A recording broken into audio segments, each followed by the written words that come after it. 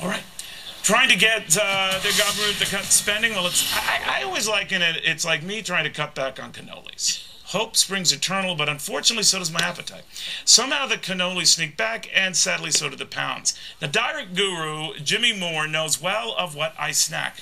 This guy lost 180 pounds, virtually cutting his size in half, but those pounds then started piling back, so Jimmy is fighting back. He's the author of, Meg should top this for a title, Livin' La Vida Low-Carb. Says that the thing about Easy Temptations is they're not all that easy to beat. Very good to have you. Thanks for coming.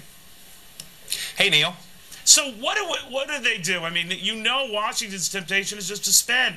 They've done various tricks in the past, from Grand Rudman, all these other mechanisms to control it, but they can't do it. Well, you know what it's like. You lose a lot of weight, you gain it back, the fight is on and on and on. What do you do?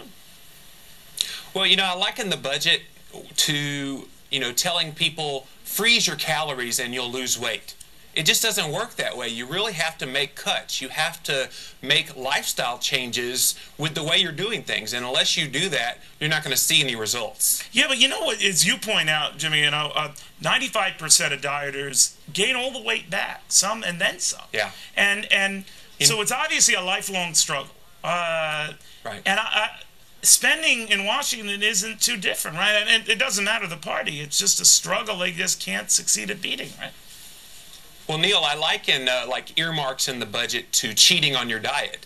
You can't exactly expect to be successful if you're making bad choices. You really have to make good choices. The majority of the time, it applies both with the budget and with your diet.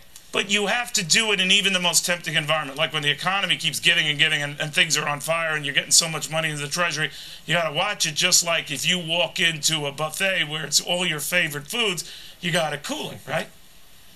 Absolutely. You can't make poor choices and expect to see the results that you're looking for.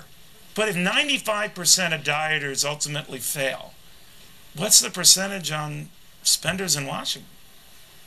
Well, I think they fail, Neil, because they fail to stick with the diet when they see a little turbulence. Yeah, we're going through a recession right now, but that isn't time to throw in the towel. That's when you double down even more and you make the necessary changes in your life to make the change happen.